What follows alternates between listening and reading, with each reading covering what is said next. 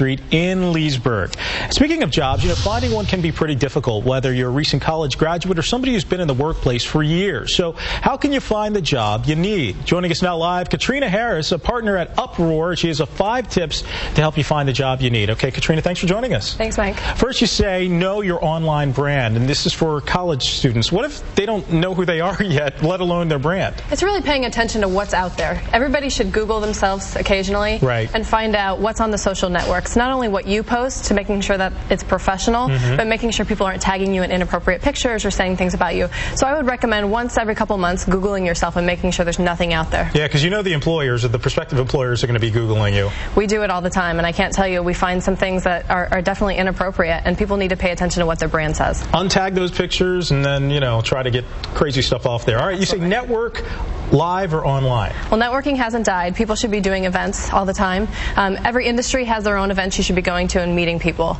You should also be online and doing the social networking. For live events, you can do things like Red Carpet Monday downtown Orlando.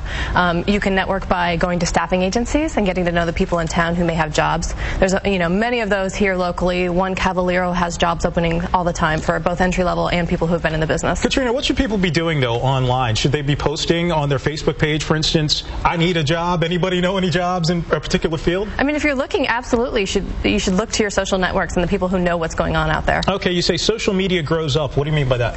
So I think everybody who's in college has a Facebook page, but you should look beyond that. Most people in college think Twitter is for old people. You should get on Twitter and make sure that you're connecting with people in the community. We've hired several people through Twitter. How about LinkedIn?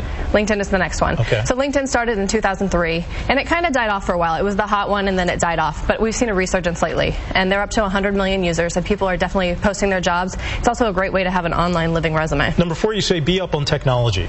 So, there's different ways, different industries. You might want to have an online resume. We've had somebody come to us and say, can you design a website for me? I'm looking for a job. And it might be, I want to work at blankcompany.com.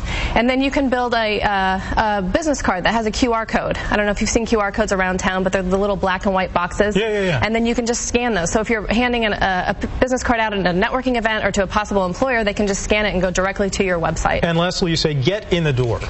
It's important that you take any job. If you want to be in the industry right now and jobs are so scarce, take any job. You may feel like it's a little bit below your qualifications, but once you're in the door, you're more likely to hire from within. Yeah, because they already know you. All right, Catriona, thank you so much. Catriona Harris, appreciate it. Thanks so much for coming in. Appreciate it. And you can get job-seeking help anytime. Just go to myfoxorlando.com, click on the Job Shop tab. Amy. All right, thanks so much.